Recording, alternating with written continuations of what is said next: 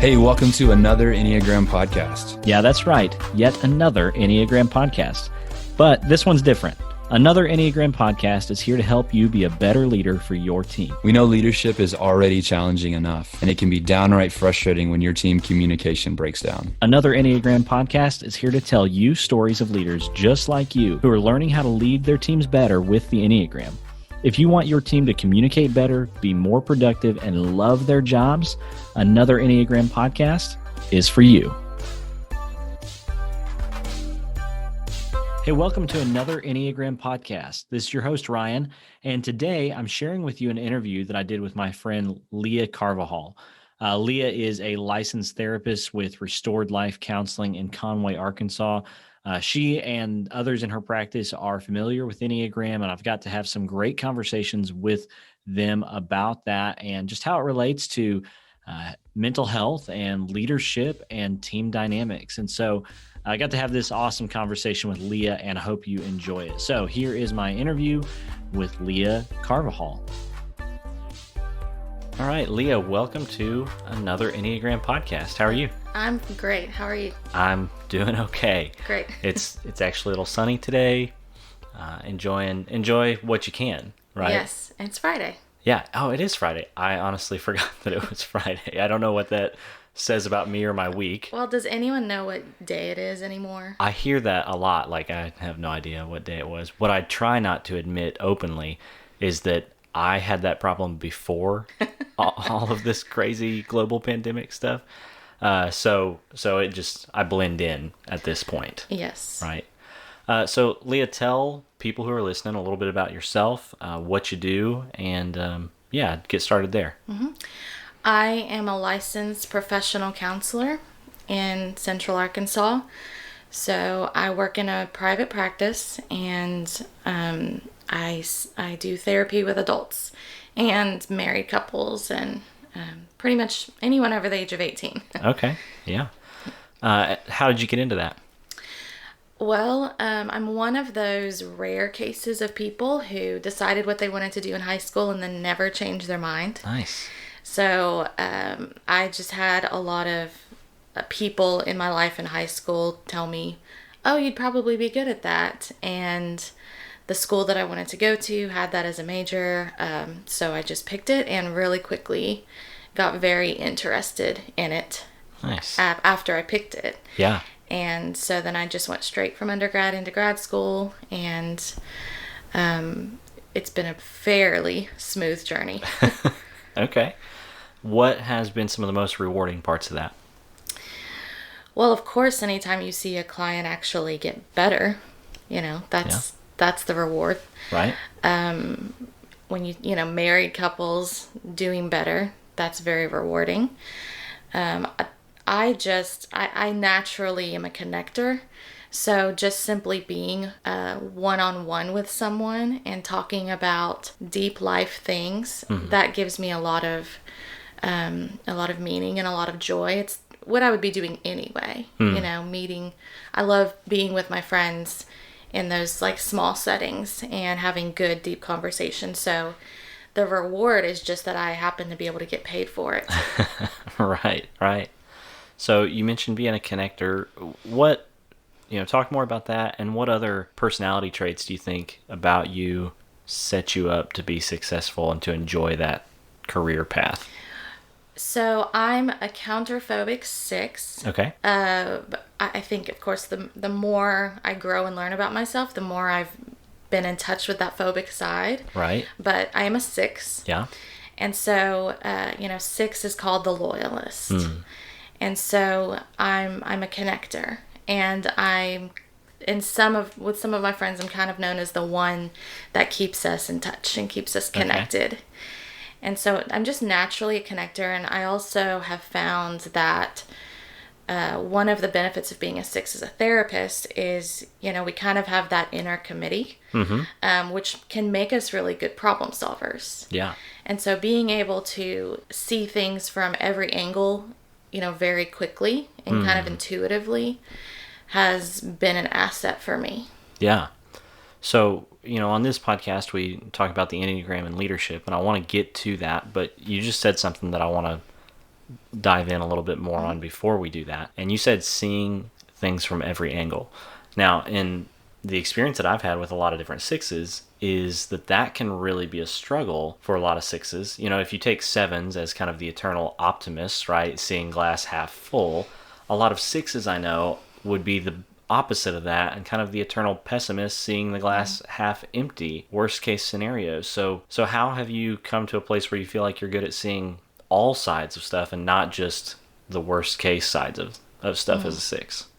Well, that doesn't mean I won't focus in on the worst. The worst. So I can be pretty cynical if I'm not careful, but of course to a six, it's not cynicism. It's just this feeling of, okay, I'm willing to look at all sides. I can see all sides. What's bothering me is that you're only seeing the good side.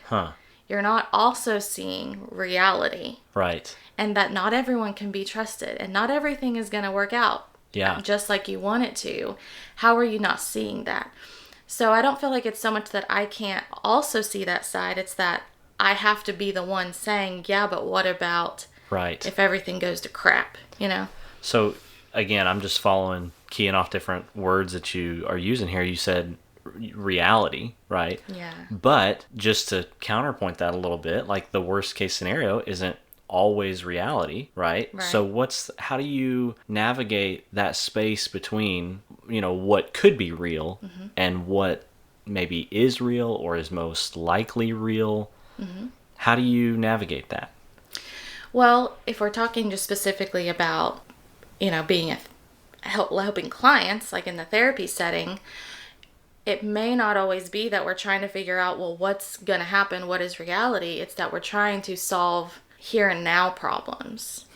And so we have to consider everything that could be. We have to consider what the worst case scenario could be in order to be able to problem solve now. Right. Does that make sense? Yeah.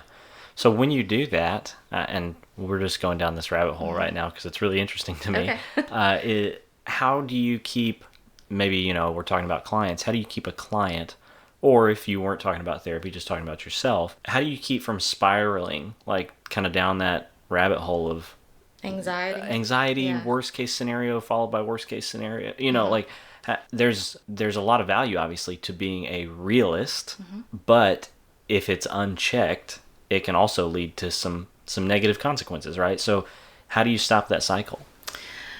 Well, it's not easy. You know, the unhealthy way of doing that is to just all the defense mechanisms and all the suppression and just the counterphobic, like just bulldoze over it and pretend it's not really there, which is adaptive sometimes. I don't want to say that's always unhealthy, but, you know, it is easy for me to spiral. At the same time, I think something that's unique for sixes, I heard someone on Suzanne Stabille's podcast say this, and I thought it was so brilliant, is that for a six, imagining and playing out the worst case scenario is part of how to manage the anxiety.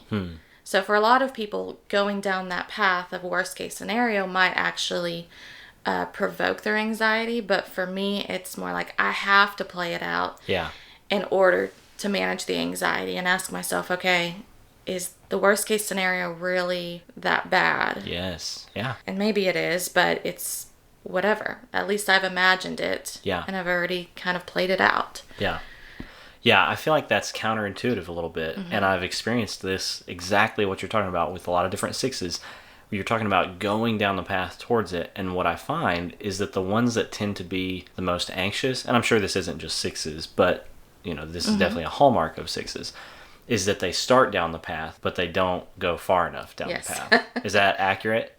I think probably it is, yeah. Yeah. And of course, sixes have a lot of different kinds of anxiety. Absolutely. You know, my sister is a phobic six. Okay. And so we're kind of like two sides of that same coin. And so what I find is that she'll get anxious over things that to me seem very small or inconsequential or kind of day-to-day things. And I'm much more like existential, you know, like, is the world going to end in 4 months? And it's just, bigger picture, longer term kinds of things. Day to day, I'm fine. Yeah.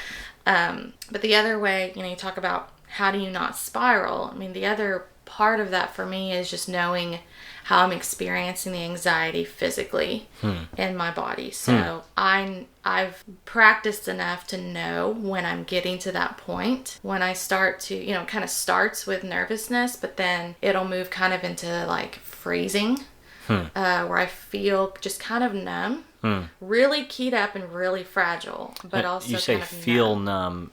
Do you mean like, is there a physical sensation with that, or are you like emotionally? What do you mean by that?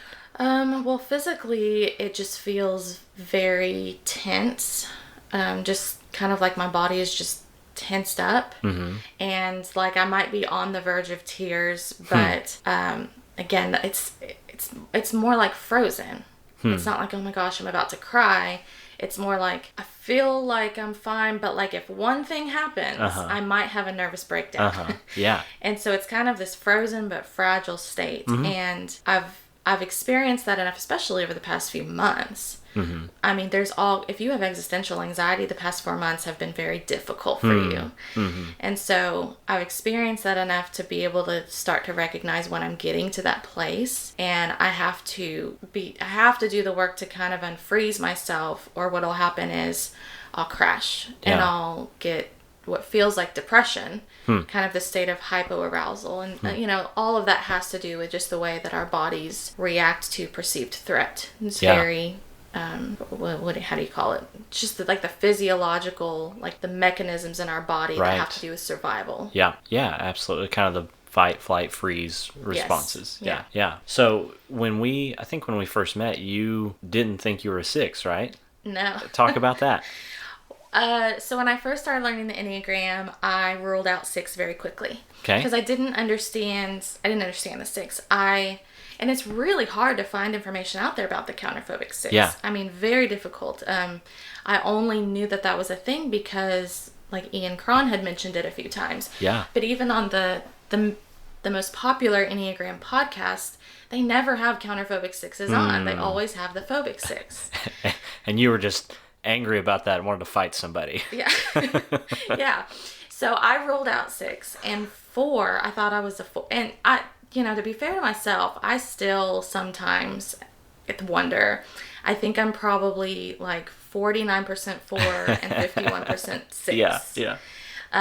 Sometimes I'm not completely convinced I'm not a 1, but I always kind of come back to the 6. But yeah, for a solid like year and a half, I was like, I'm for sure a 4. There were a couple of little things that didn't fit, but I just kind of dismissed that. Like, well, I mean, overall, 4 fits me. And then I really don't remember what it was that put it in my mind. What if I'm a 6? What if I'm a counterphobic 6? And I really didn't want to be, because they kind of have this reputation for being like the bully. I remember on Typology podcast, Ian Cron had Richard Rohr on there. And he had theorized that Donald Trump was a counterphobic 6. I'm not making any political statement. I'm just saying, objectively speaking, the man is probably the most hated person in our country. Yeah. So to think I would be like that made me really, like, I really resisted that. Right.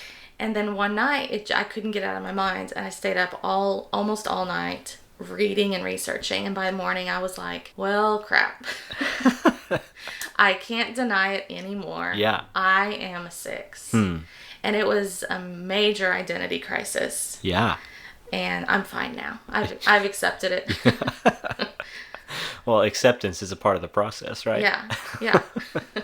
So what has that meant for you as you have discovered that about yourself? How has that translated into your job and just, what you view as your strengths, weaknesses, and how you go through life?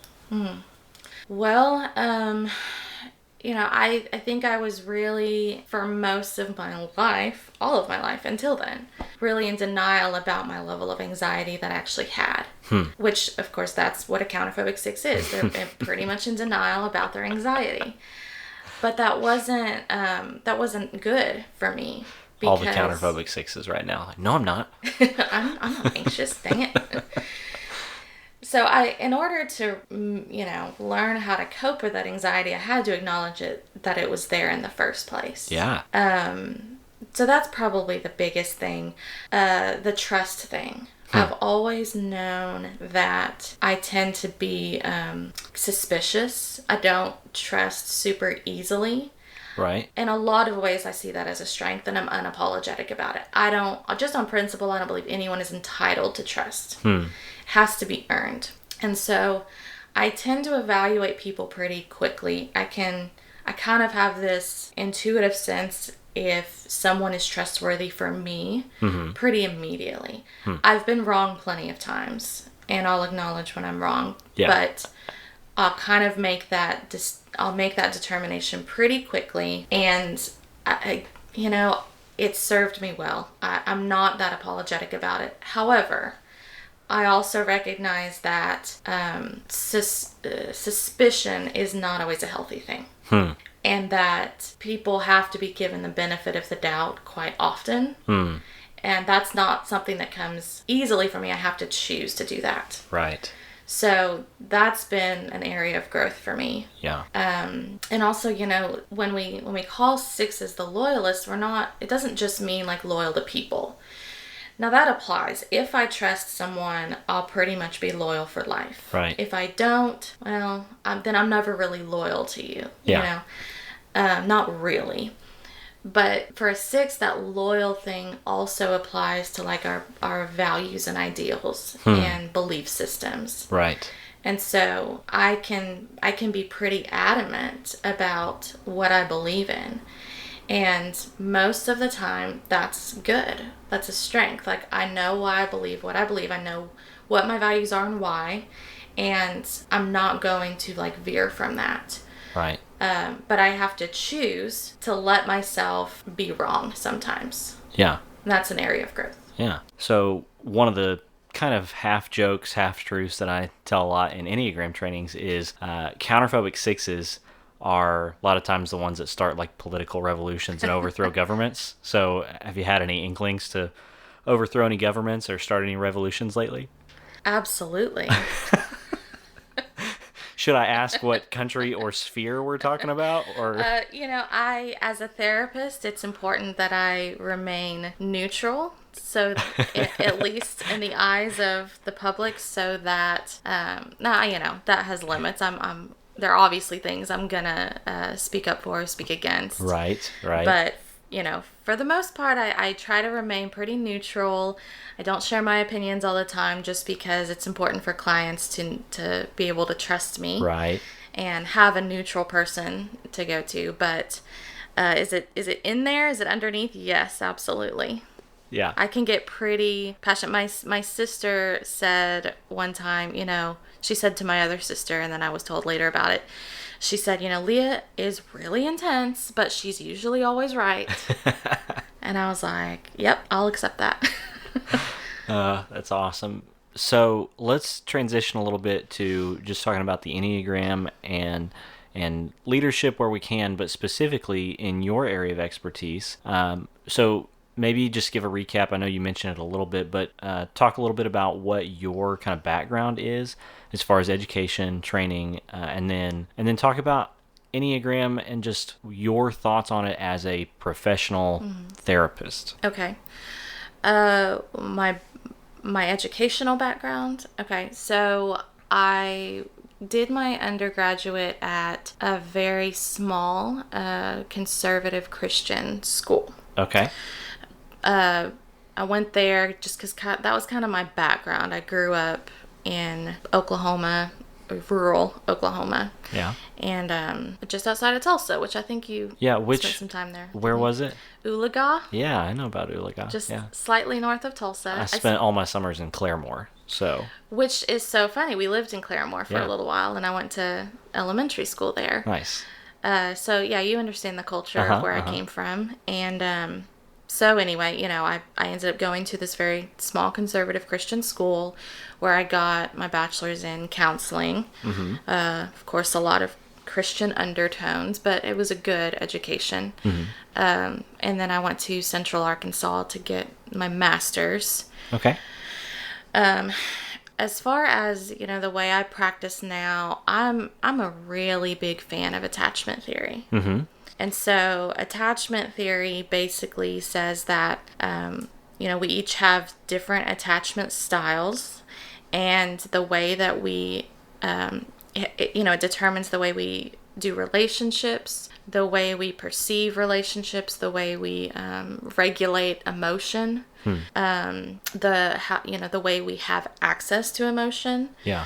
The way we connect with others, and how we respond when we feel like emotional needs are not being met, like we're not Right. being seen or attuned to. And so it's determined by our earliest attachments. So specifically, the mothers, that's typically the primary attachment figure. Not that the father doesn't have a lot of influence in that, or of course not everyone is born, in that kind of situation. But the point is that it's that earliest attachment forming an Right. attachment relation, the nature of those relationships, that determines so much. Yeah. And so for me, the Enneagram fits really nicely with that. It's a different way of looking at human nature, but the Enneagram tries to explain all of those things, how we interact with the world and our self-concept, and what we do with emotion and anxiety. And it's very relational. The Enneagram's incredibly relational. And so I use the Enneagram occasionally with clients. I don't present it with everyone. Right. Because, it is very theoretical. But sometimes clients will bring it up and Right. want to use it, and so we will. Or sometimes if I just think that this would be a really good fit for them. Right. A way of just a tool to use, then we will use it. And I'm a huge fan. So that's kind of how I use it. Yeah. Have you, and without getting into specifics obviously on clients, but do you get to interact much with people that you see in a position of like leadership with, anything could be groups they're a part of, their work, or anything like that? I imagine you. Oh, for sure. I get a lot of my referrals from the church. Whole lot. Yeah. So yeah, I've had plenty of pastors or people just in leadership positions that I see. But I've had some pretty high up school administrators, some people in some different political positions. So for sure. What do you think in your experience are some of the major kind of issues that maybe somebody in leadership would wrestle with? And have you had any experience using Enneagram with that conversation? I didn't prep you for that, so apologies. But that's okay. I'll wing it. Yeah. Ask me the first part of that again, will you? Just what are some of the major kind of issues or struggles that you see different leaders really wrestling with as clients? Well, it's not necessarily specific to leadership, but I think when you're in a leadership position, whatever's in you tends to come out more. Why is that, you think? I think that there are different things in life that tend to magnify what's already in there. Money. If you suddenly get a whole lot of money, if you were a greedy person before you had money, you're probably going to be a greedy person after you had money. Yeah. If you were a generous person when you were broke, you're going to be generous when you're given a lot of money. Right. I think it's the same with power. Power tends to magnify what's already in there, and even just a little bit of power. Right. It can be a lower level of leadership. You can be a therapist. There's a power differential there. And so whatever's in there is probably going to come out. Yeah. Yeah. So some of those things, you mentioned greed and just that power dynamic, I guess. What else do you see leaders or people in leadership roles, things like that, tend to struggle with? Well, relationships, obviously, especially when there's conflict. If you're in a leadership position, there's usually going to be someone at any given time who's unhappy with you. Someone that you're leading. Is that what you're saying? Probably. Or Okay. just someone who has an opinion. Let's say you're in a political role, local politics. I mean, it might not be someone that you're necessarily leading, but just someone who follows you on Twitter and they're pissed off about what you... people on Twitter get upset? I hadn't noticed. Oh, no, it's this like perfectly peaceful platform. You should check it out. Right. Everyone gets along great. No anxiety there. None at all.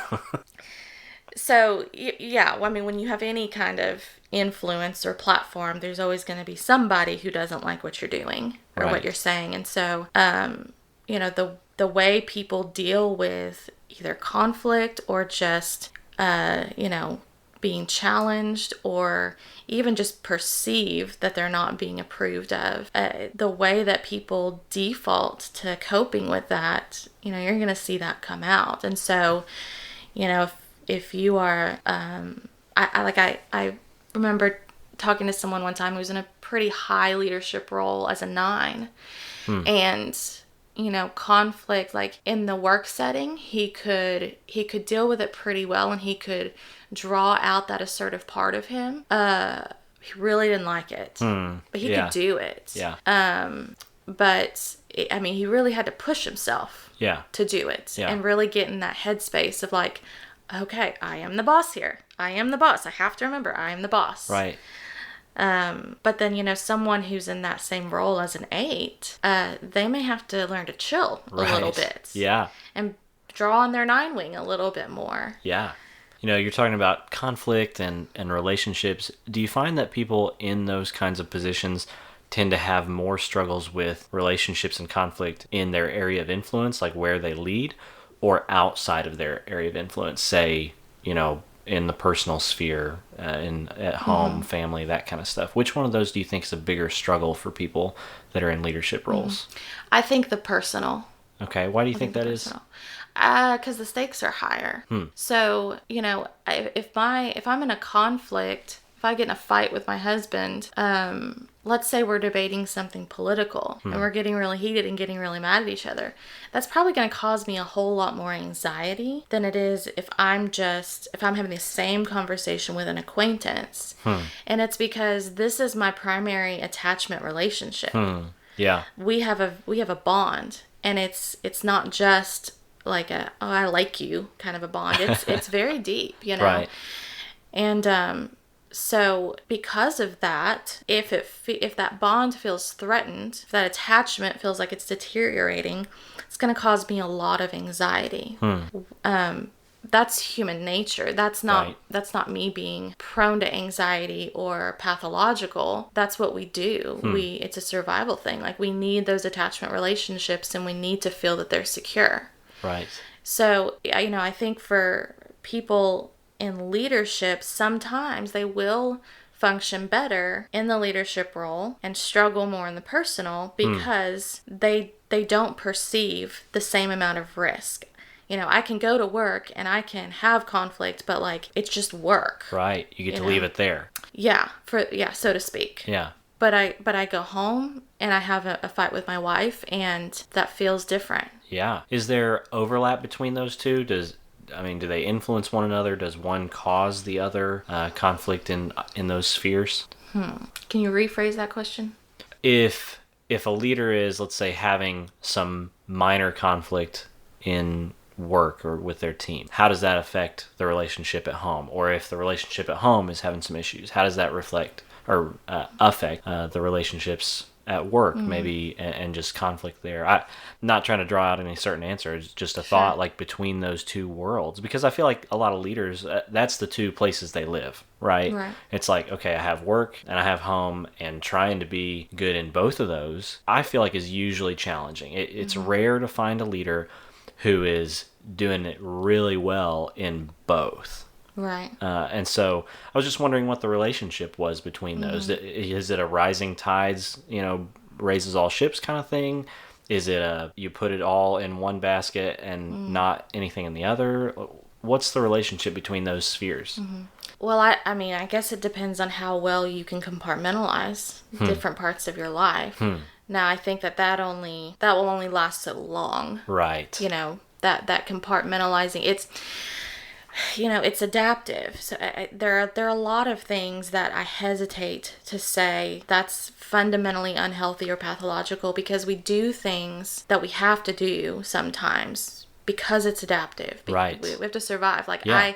I have to be able to turn off my feelings about work when I go home. But at the same time, if work is causing me all this stress and I'm getting burned out and all these things, I can only compartmentalize that so long before it starts to bleed over. Yeah. And so I can compartmentalize it while I am addressing it. Yeah. Does that make sense? Okay. And figuring out how to make this area of my life more healthy, Right. so that I'm not having to shut down or compartmentalize or turn things off or suppress things in order to survive. Yeah. So anybody that's looked at Enneagram for very long would agree that it can be a really good tool for kind of self-knowledge and self-awareness, right? Yeah. What role do you think self-knowledge, self-awareness has in that conversation that we're having about balancing work life as a leader? Well, I think any area of your life, if you want it to be healthy, has to start with self-awareness. Relationships, work, whatever. Right. If you don't know and understand yourself, then you're always going to be operating in these relationships from out of blind spots, so to speak. So I just think knowing yourself and that self-awareness is the most important part. Yeah. If I'm working with couples in counseling, we can work specifically on the relationship in a way, but you can never get away from doing some individual work in that. You can learn just communication skills, sure. Right. But that a lot of times that's not enough. I need to understand why my default is to give you the silent treatment in the first place. Yeah. Or why my default is that I want to scream and cuss at you. Right. So, I can choose to not do those things, to act differently without understanding why I do it. I can do that, sure. Right. Like, that might be good enough. Right. But if I really want to have a deeply healthy relationship, I really need to understand why I do that in the first place. Yeah. Yeah. So, I'm going to follow you again on that one. So you're talking about taking a resource or a habit or some sort of methodology, right? And trying to apply it without understanding the underlying roots or causes for the behavior pattern or things like that, right? So, though I was cracking up as you were talking, because the one that came to mind was I've seen an exercise done a bunch of times that's like an active listening exercise. And they're always so funny because, you're like, you have to repeat exactly what somebody said. And you're like, yes, I hear you telling me that you say I have to repeat exactly what I said. And everybody feels dumb in those kinds of sessions and stuff. But I'm thinking about, tools or methodologies like that. What do you think happens if somebody gets a tool, a methodology, a training, something like that, and tries to implement it, but never does the work of uncovering the underlying motivations and brokenness and things like that something like the Enneagram can help you discover? What happens with that, other than they continue to be your client for a long time? Right. Well, okay, if I'm using the example of, let's say I'm doing marriage counseling, when a couple comes in, it's typically not people's first resort to go to counseling. I wish it was. Right. But it's typically not. Yeah. Most of the time people come for counseling when they feel like, okay, like we have to now. Like we've tried everything else, or like we're stuck, we don't know what to do. And if they've gotten to that point, then guaranteed there's going to be a lot of deep hurts. It's never just, gosh, we just communicate differently and we just get really confused. Can you help us to not be confused when we're talking? It's, okay, like this thing happened 5-10 years ago and it's still, like, it's not healed. Yeah. And so we talk about that bond. There's, I could call it an attachment wound or an attachment trauma. those things that happen that cause that bond, that deep bond, to be disrupted or deteriorated. Yeah. So, people come in, and a lot of times they may not really understand that part of it. They don't understand that they have this deep disruption in their bond. They just know they don't feel connected. And they'll say, like, we need to learn how to communicate about it. This issue we can't seem to get past. Right. Help us learn how to communicate about it. Okay, great. Let's learn the communication skills, the do's and don'ts of communication. Right. But did we address that wound? So a lot of times that's what will go missed. And then they learn how to communicate really well and effectively. But then over time, things start to go downhill again. They can't figure out why. And then I guess we'll just get divorced. Nothing's helping. Nothing's going to work. But it's because that underlying thing never really got addressed. And and I think too that a lot of times the issues that people are fighting about, it's really not about that. Right. That's the top of the iceberg. Yeah. But when the bond is disrupted, we intuitively want to protest that. I don't know if that's the best word for it, but protesting the disruption or seeking out reassurance that the bond is secure. And so what will happen is, in that protest, so to speak, we'll make sense of it by hyper-focusing on, like, the issues. So maybe we're fighting a whole lot about money, and we can't seem to quit fighting about money. But really what it is I have this fundamental distrust for you for a lot of reasons.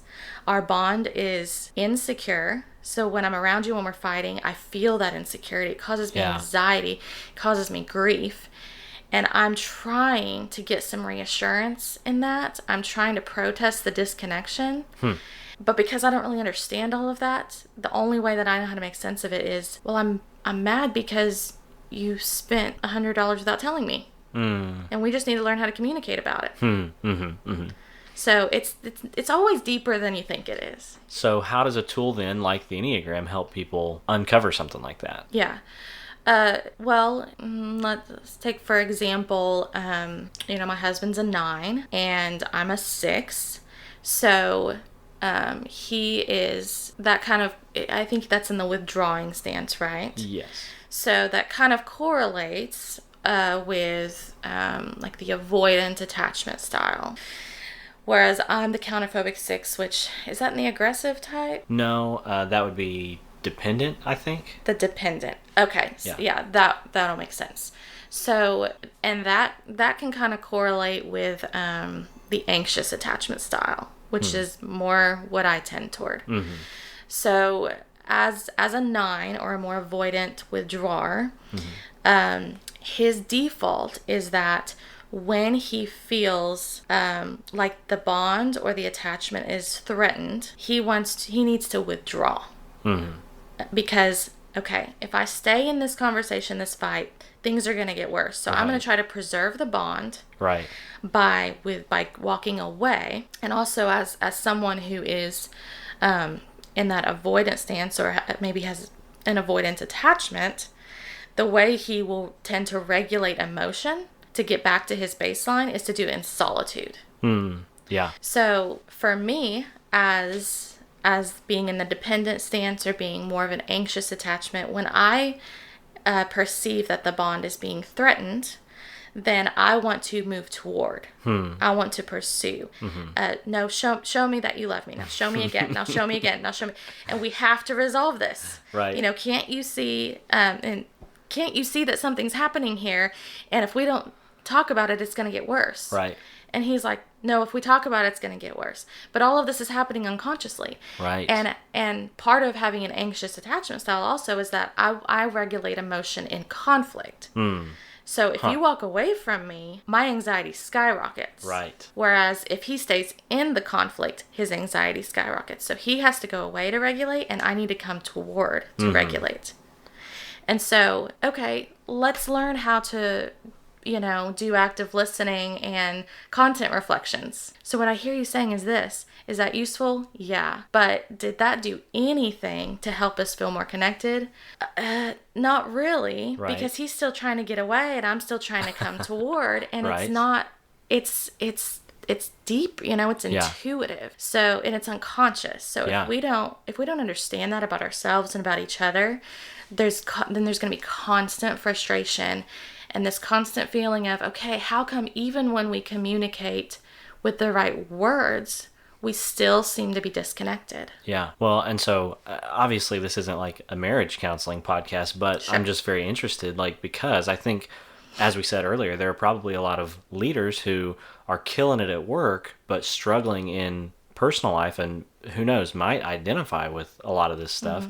The way you just described that, as your husband trying to withdraw and you trying to pursue, that seems tough. It seems like at least one, if not both of you, in kind of that default mode, are not getting what you need or want in that situation. So how do you resolve that? How is he still your husband, Yeah. at this point? How have you guys navigated that? Yeah. Well, we've done a lot of personal work, so we understand how we ourselves work and how each other works. But really, that self-awareness is the first step, because it's great if I can understand him and empathize with him. But if I'm still operating out of my anxiety, then I'm still going to want to pursue and still be like, okay, yeah, I empathize with that, but still. Yeah. And I have to be able to recognize when, okay, do I really need to be like going in for the kill right now? Or is that my anxiety telling me is that my body trying to regulate, and it's telling me the only way I can regulate is in the conflict. So, you can apply this to leadership, because let's say I was his boss. Yeah. And we were having Theoretically. Let's say Theoretically. you were his boss. Not saying I am the boss, I'm saying if I were. Right.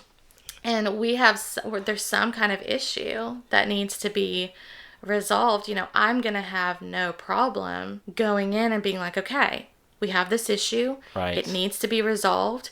We need to talk about it.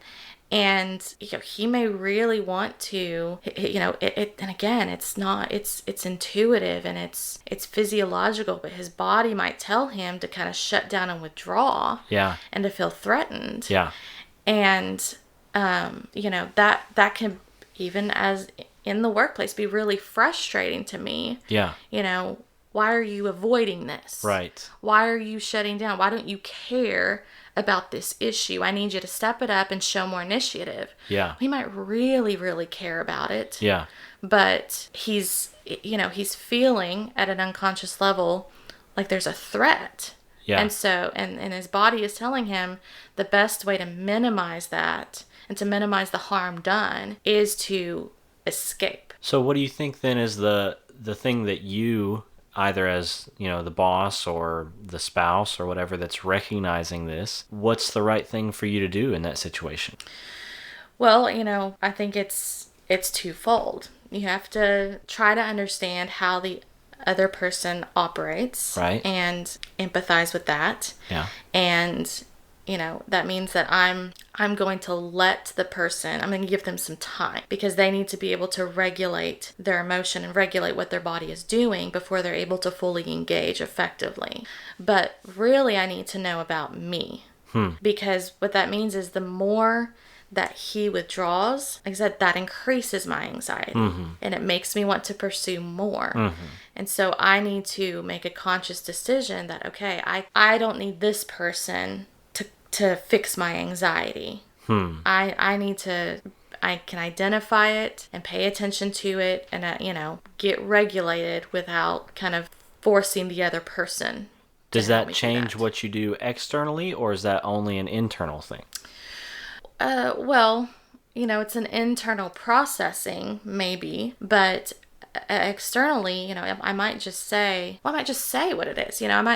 Of course, I might not say this as a boss, but I might say as a wife, like, okay,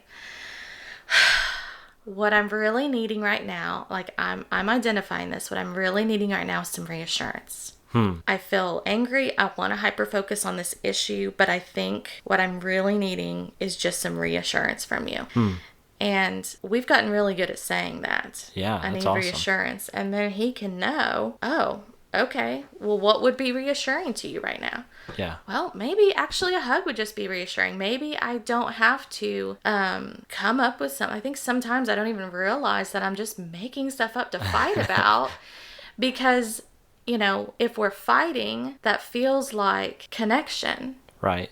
Maybe not the healthiest way to connect, but You're grasping it's a for whatever you form can of get connection, at right? that point. Yeah. Yes. And so what I really need to do if I'm operating in health is to just say, I'm feeling disconnected and I need some reassurance in that. Yeah. And then do you find that he is a 9? Is he able to both give the reassurance but also get the space that he needs in some healthy withdrawal ways? Yeah, because, when I say that, his anxiety goes down because now he's not being attacked. So now, he's not feeling so threatened like he needs to withdraw. Because now he's understanding, this isn't about me at all. This is about you and your need for reassurance. Okay, what would be reassuring to you right now? So it mitigates the need for withdrawal at all. Yes. Yeah. I think so, yeah. That's awesome. No, that's really good. I like that a lot. Yeah. So, okay, let's switch gears one more time and kind of we'll wrap up with this little piece here. We talked about we talked about some leadership stuff mixed in with some really good marriage stuff, obviously. Let's talk about the people on teams that maybe are experiencing issues with their team or with their leader. I'm sure you see some of those. Yeah, for sure. I think we could talk all day about how to deal with the other person, and that's really important. I can ask myself if let's say I'm struggling with a difficult boss or difficult coworkers, which I have. In the past, I've had plenty of jobs where the coworkers that I had were really difficult for me. And it is definitely useful for me to ask myself, okay, obviously we don't want to type people, but if I know what type they are, if I can give a pretty good guess, then of course that can help me to kind of speak their language and just, deal with them more efficiently, I guess. But I don't want to, we don't need to miss what's going on in us. What if a lot of these difficult interactions that I'm having has a whole lot more to do with me than I thought it did? Right. And it's not just, okay, I'm going to use the Enneagram to learn how to deal with all these difficult people. Right. But I'm going to use the Enneagram to learn, why is this so triggering to me in the first place? Yeah. Oh, that's awesome. Yeah. I know for me, and I think other people are this way too, the things that tend to most frustrate me or annoy me about other people I work with, people I've worked for, if I look at that in the most honest way, I tend to find that those are the biggest deficiencies in myself, right? I can get really frustrated. So I'm Enneagram 1, as most people listening know. I would get really frustrated when someone doesn't do things the right way, or doesn't show up when they've told me they're going to show up, or doesn't do the thing they said they were going to do, things like that. But what I know is that I don't always do that as much as I try to always do those things. And that, that inefficiency or deficiency in myself drives me crazy. And those are the things that I get the most frustrated with in other people, right? You find that to be true with most people? Yeah. And you're not going to like what I'm about to say. Oh, good. But that's just one layer of, okay, what is annoying me about this person is I know that I really need things to be right. Yeah. And done in a certain way because it's right. It's the right way to do it. And if someone is not doing that, that's going to bother me. But you could go a little deeper and you could ask yourself, even in that moment, okay, but why is that triggering to me? I know it is. But why? Right. When if I think about my earliest memories, are you gonna bill me for this? I feel like I'm gonna have to pay for this. I'll give you a freebie. Okay. I really don't know you that well, and I don't know anything about your childhood. So this is totally hypothetical. But if you were to ask yourself, okay, how old do I feel right now? Yeah. What's one of my earliest memories of feeling this way? Yeah. And you might be able to go back pretty quickly to, you were 6 years old, and the messages that you received from your mom were very rigid. There were very high, like, moral expectations. You you learned that in order to be loved, you had to be right and good and, morally perfect. And so in that situation, if you're being really self-aware and really vulnerable with yourself, you might be able to say, okay, this isn't about this person. Actually, this is about my mom. Yeah. Yeah. And that's not easy to do, because there's a lot of pain that comes with that. Absolutely. And sometimes those things are actually really traumatic experiences at worst. At best, it's just, maybe a message you got from someone who was well-meaning, but it's just the message you picked up on. Yeah. And so I think it's only half of the battle to recognize what triggers you. But if you really want to grow and heal, you have to ask yourself, but why? Why? Where does that trigger even come from? And that is not easy to do, because 9 times out of 10, it's going to go back to one of your parents. Yeah, absolutely. And that's really painful. Well, and I'll take the focus of this for a minute. Sure.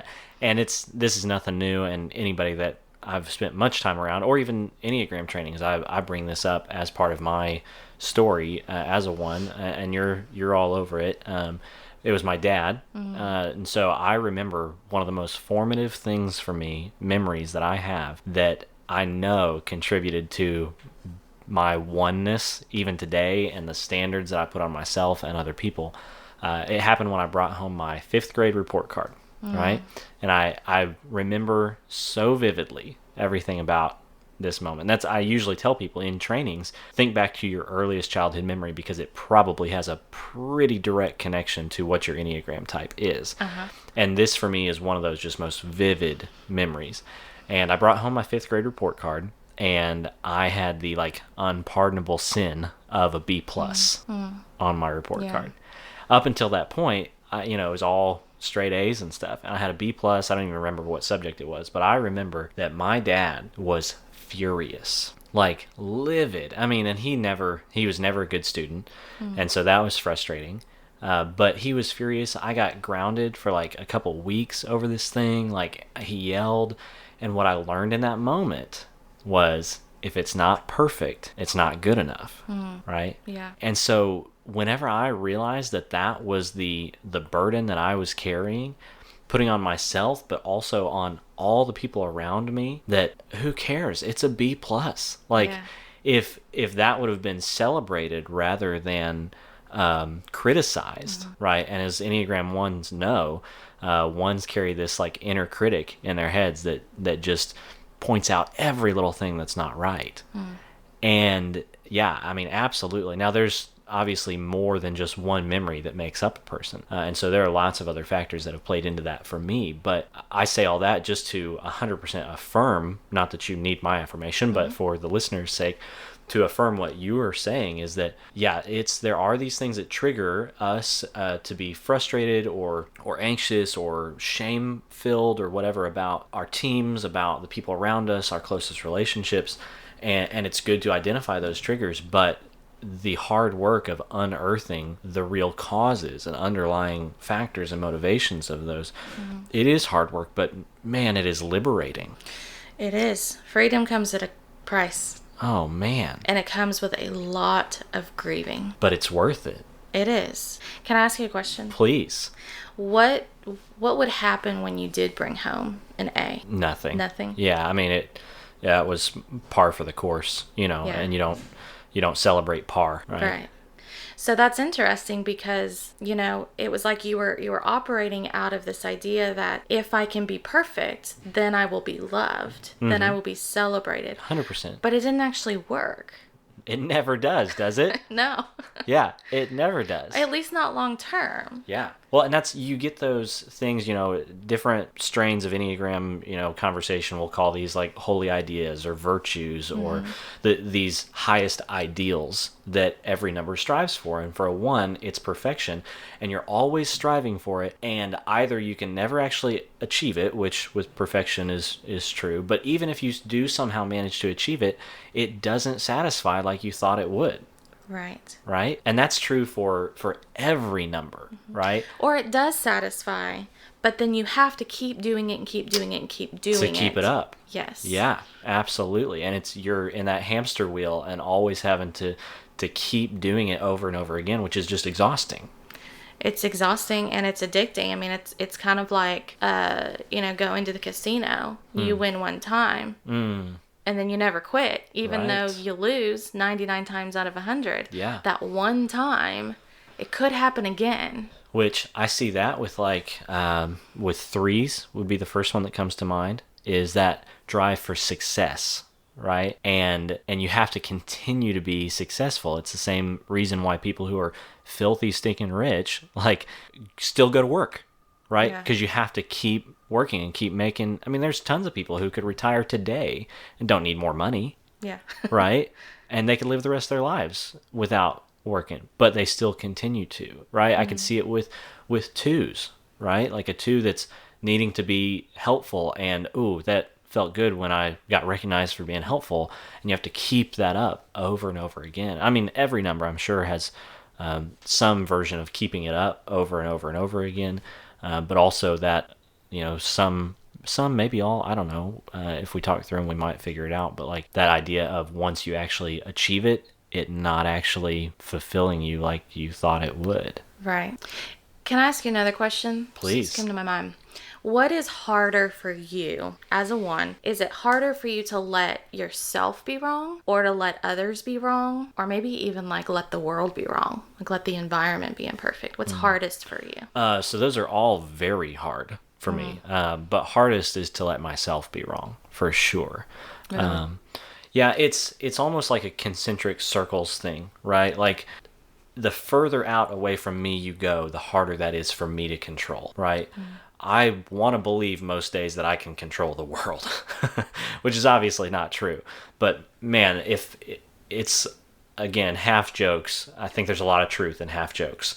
And the half joke truth is that if everybody would just do things the way that I would say to do it, the world would be a better place, right? Exactly. And obviously I say that facetiously, but Right. in tough times, I'll be tempted to believe that, right?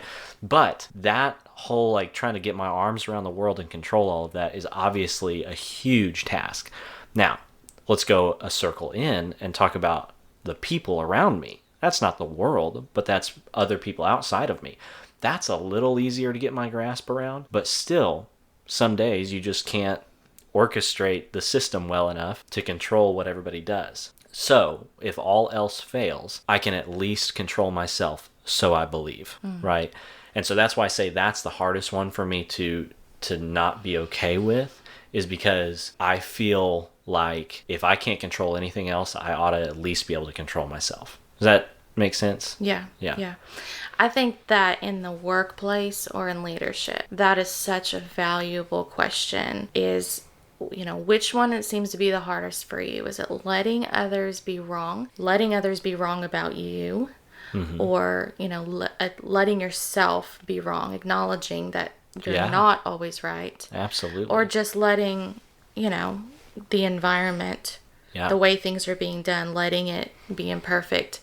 And not just for 1, I think in any person, that's a constant question to ask is, okay, can I let someone be wrong about me? Yeah. Can I let this person be wrong about me? Yeah. Because sometimes people really are wrong about me.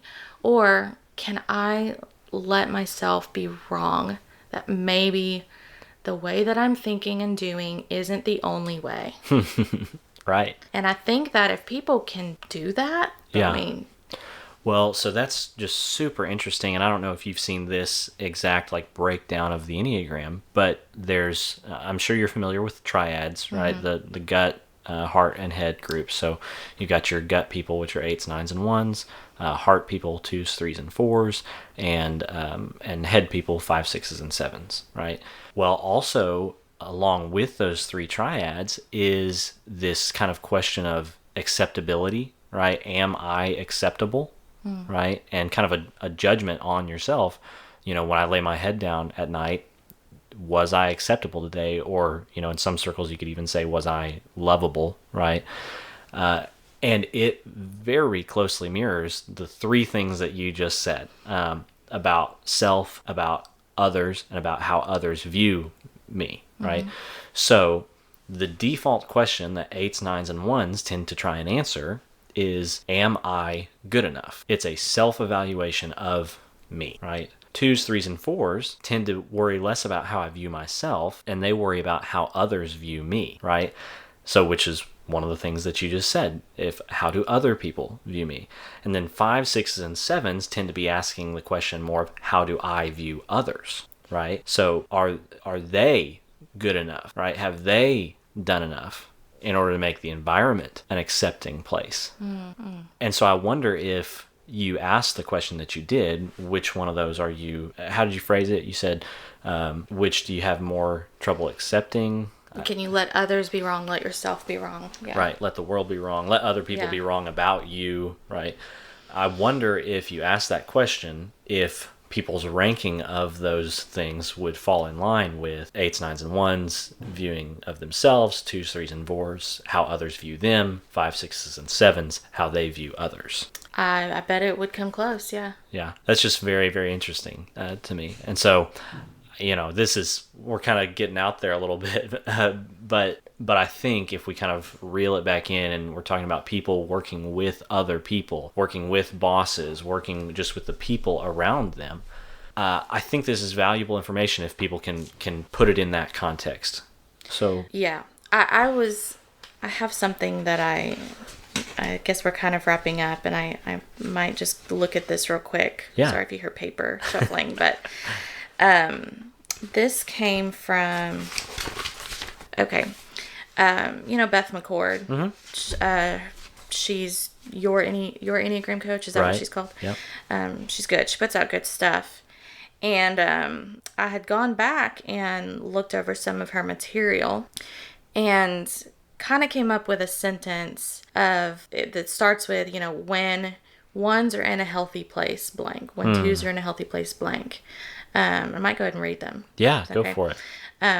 Now it goes, they are able to love others well, blank. Now, okay, if we're talking about the work setting, fine. Like, redefine love, you know, we're thinking about functioning with others, you know, caring for others, being in a relationship with others, even if it's a work relationship, it's still a relationship. So just kind of, you know, keep that in mind as I'm reading it. But it says, when 1s are in a healthy place, they are able to love others well by accepting others for exactly who they are without judgment. When 2s are in a healthy place, they are able to love others well when they balance caring for themselves and others equally. When 3s are in a healthy place, they are able to love others well when they affirm others no matter how it will reflect on them. When 4s are in a healthy place, they are able to love others well when they stay connected regardless of how they feel. When 5s are in a healthy place, they are able to love others well when they tap into their own feelings and share them. When 6s are in a healthy place, they are able to love others well when they are not automatically skeptical of others' motives. All right then. When 7s are in a healthy place, they are able to love others well when they stay committed even after the first wave of excitement dissipates. I like that. When 8s are in a healthy place, they are able to love others well when they help others without needing it to pay off for me. When 9s are in a healthy place, they are able to love others well when they are completely themselves without needing to merge with others. And so I think if you can ask yourself, you know, when is it hard for you to do this? How have you seen this struggle in your own life? You know, just start that process of self-awareness. Yeah. And also asking that question, you know, can I let others be wrong? Can I let myself be wrong? Can I let the world be wrong? Right. You know, and for me, that's hard because if the environment is all perfect and controlled, then I feel safe. Right.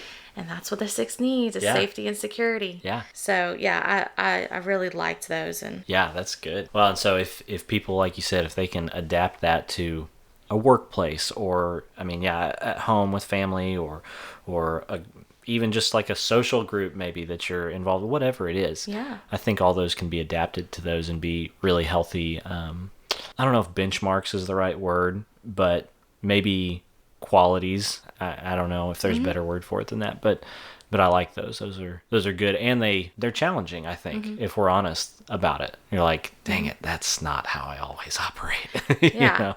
And I they are challenging, and I think to keep the motivation to keep doing that work, we have to start with why. Simon Sinek talks about Right. start with why. Right. And I was actually talking to my 7 friend about these not very long ago, and it says when 7s are in a healthy place, they're able to love others well when they stay committed, even after the first wave of excitement dissipates. And I asked her, like, have you experienced that in work settings? And she's my friend. I've also worked with her several places and did school with her, so I've seen this in her. And I thought it was really insightful what she said. And she said, well, I can do that, and in a lot of things, there's that initial wave of like, this is new and it's exciting and I'm all in, and then it goes away. And she's like, so I've realized I have to like find a way to find meaning in things. I have to, it helps if she can be in a job that is meaningful to her. And seek out meaning, not just happiness and excitement, because that will inevitably wear off. But then it's the underlying why and the purpose that helps to keep engaged. And so, when you go into any job or any career, I think it's as best you can, find a way to find meaning and purpose in it. Yeah. Because if not, then, what's really even the point of any of it? I'm sure you're familiar with like Viktor Frankl logotherapy. Absolutely. Yeah. Which is a lot of what it sounds like you're talking about in there. Yeah. So he, have you explained on your show before what he is? No. So Viktor Frankl, he founded what's called logotherapy. He was in Auschwitz. He was Jewish. He was in Auschwitz, and he survived it. And he did a lot of his work is based on what he saw in Auschwitz. And it's kind of based on this idea that hope and meaning, it literally keeps people alive. And he said that you could kind of tell when someone was going to die because you would see them just give up. They would lose their hope. And he felt like what kept him going was his work, his research, his work. He had done a lot of work. He had this manuscript, and they took it from him. Back then, things aren't on a hard drive. So he had a physical copy, and it was basically his life's work, and he lost it. It was taken from him. Yeah. And so he had to start over. And a lot of that is what kept him going. And, when he... after everything was over and the war was over and everything, he would go into like psychiatric hospitals, and he tells a story about one that he went into, and they were having just suicide after suicide after suicide, and he went in and kind of reformatted the way they were doing things, and he would put people into groups, and I can't remember exactly what he did. I'd have to look it up, but it was something like putting people in groups, giving them projects like work, and they were sharing that. And anyway, the bottom line was that there were like no suicides on his watch. Like it solved the problem there for a while, and it was because he was very focused on giving people a why, giving them meaningful work to do, even if it was just something that we might consider a hobby. It gave them meaning. Yeah. And so yeah, I mean his book, his most popular book is called Man's Search for Meaning. Yeah. I recommend it to everybody. Absolutely. It's a short read. Yeah, but it's phenomenal. It is. Yeah. It is. So not that that this backs up or gives any sort of extra credence to Enneagram stuff, but I'm a fan of taking multiple models and seeing where they intersect, right? And so I've already decided this is going to be a 2-part podcast. So by now, if you're listening to this, you're probably in part 2, and if you missed out on part 1, go back and listen to that. But what do you see as the intersection between a model like the Enneagram and the idea of logotherapy? What does it look like for each person to search for meaning, and how does their Enneagram type factor into that? Well, focusing on the why. Why do I care to learn more about myself? Well, because I I want my relationships to be good, because without relationships, what else is there really? You know, when people are on their deathbed, they're talking about relationships. They're not talking about their success. We know this. And so, you know, relationships is I think the biggest thing that gives us meaning. And so, you know, if it comes to, you know, like work is still relational, you know? Yeah. So I think they fit really nicely together. I think that the Enneagram fits really nicely with attachment theory. The Enneagram, it fits with Freud even, you know, when we talk about... There's a lot of Freudian things you said early in the podcast that I was catching for sure. Yeah, you know, each type has its own defense mechanisms. And, you know, that's something that originated with Freud. You know, we think of him as this kind of crazy nut. He just was high on cocaine all the time and thought that everyone wanted to have sex with their parents, and like, but if you really study him, he got a lot of things right. And there's a lot today, even in the field of psychology, that in newer theories that we talk about, that really is not actually very contradictory to what he was trying to say. Right. I think he was onto some things. And the defense mechanism specifically, you know, people throw those words around who even aren't in the field. Things like, well, I think you've suppressed that, or you're in denial. Yeah. You know? Though that's Freud. He coined those terms and pioneered the idea of these defense mechanisms that are basically just things that we unconsciously do. It's unconscious. Right. We unconsciously do in order to minimize anxiety. Right. Yeah. So, you know, I am stepping towards the edge of my expertise in all of this, so feel free to correct me for whatever I mess up on. But a lot of his stuff is more, I'm going to say the word basic, not in the terms of like level of understanding, but as in our basic underlying subconscious things, right? Yes. So his theory falls under the umbrella of what we would call a psychodynamic. Okay. And so basically that all of our behavior, our emotions, everything about us is driven by these underlying forces. They're unconscious. So like the aggression, that's an instinct. Yeah. Or, you know, sex is an instinct. Instincts. That's the word I was trying to come up with. Yeah. Instinctual. Yeah, absolutely. Yes. I know for me, I think that Enneagram has one of the ways that it intersects, you know, to go back to the logotherapy stuff and meaning, is that I think whenever I first got into Enneagram, one of the best gifts that came out of that for me was the vocabulary to describe maybe something I've always felt intrinsically, but was never taught how to elaborate on, like how to give definition to. And so I think that's one of the most wonderful things about the Enneagram as a system, is it is just rife with vocabulary to describe those meanings that people search after. Has that been true for you? Yes. I think when there's something really good about being able to put language to something very healing about that. It's like a giant exhale, right? You're like, finally, it makes sense. Yes. Well, it's part of this, like, what darkness coming to light. You know, when you can verbalize something, it's like it's pulling it out of the darkness. Yeah. And also, you know, as a therapist, when I have, a lot of times I have the language, whether it's Enneagram language or any other kind of language. Right. If I can describe or articulate your problem to you better than you can, you're going to assume that I have the solution, or at least there is one. Oh, the problem has been defined. Yeah. Okay, there must be a solution. Well, because if the problem is undefined, if the problem seems potentially infinite, then how could you have a solution to it? Right. Right. But once you can see the edges on it, like, oh, this may be a big problem still, but at least I know where it ends. Yeah. And that's why I love therapy, is because how can you work through an issue if you haven't defined the issue? It's not easy to do. Yeah.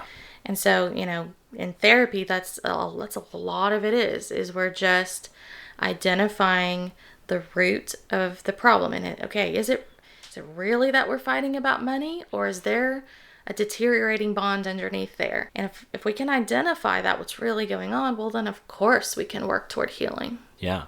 Well, I mean, obviously we could go on and on talking about a lot of stuff. We have covered a lot of ground. I think we've covered pretty much every Enneagram number at some point in this. I think so. We've talked about, leadership. We've talked about people that are in marriages. We've talked about teams. We've talked about each of our own stuff fairly in depth.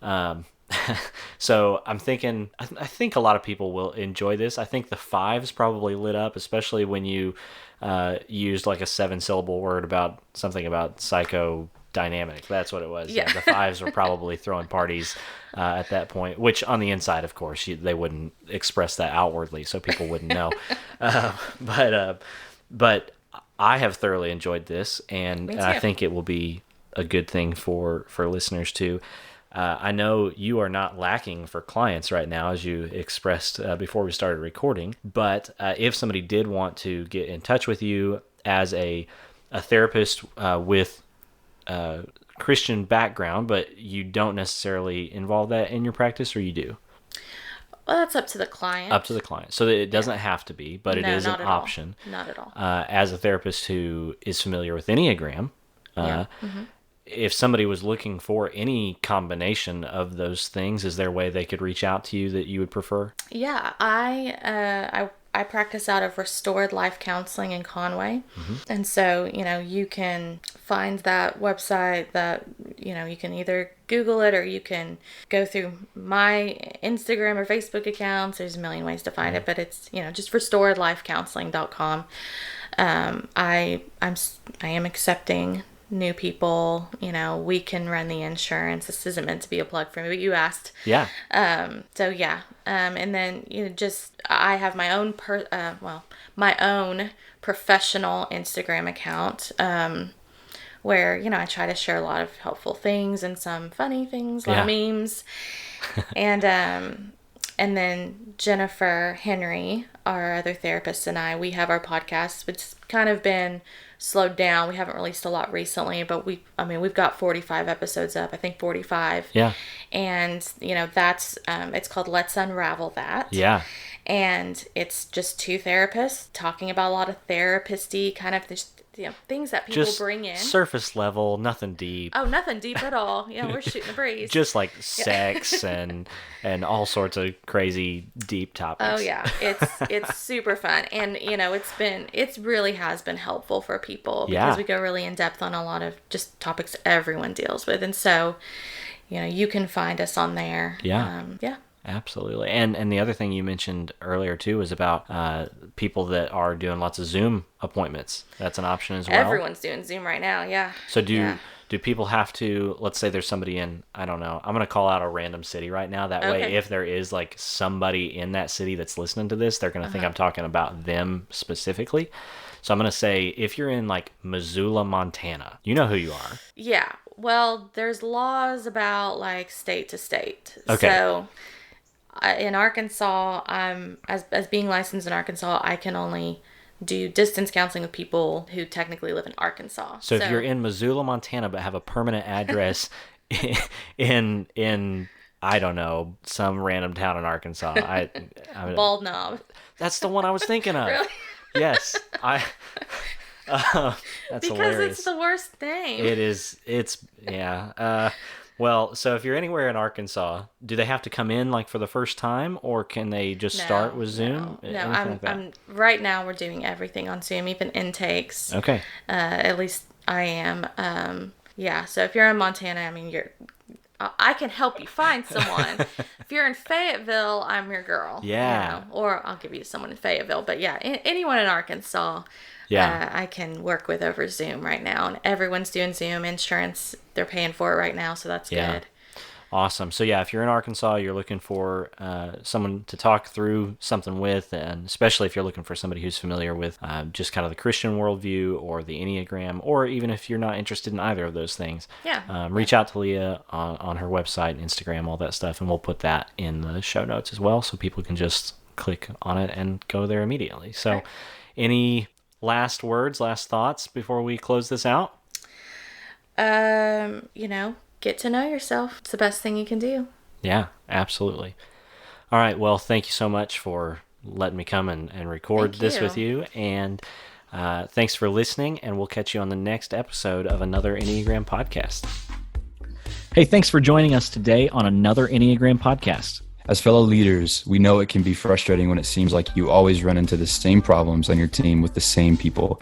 But leaders just like you are learning how to lead their teams better using the Enneagram, and you can too. So if you like what you heard today, we would love it if you would share this podcast on social media and leave a rating or review wherever you listen to podcasts, preferably only good, reviews and ratings. That would be great.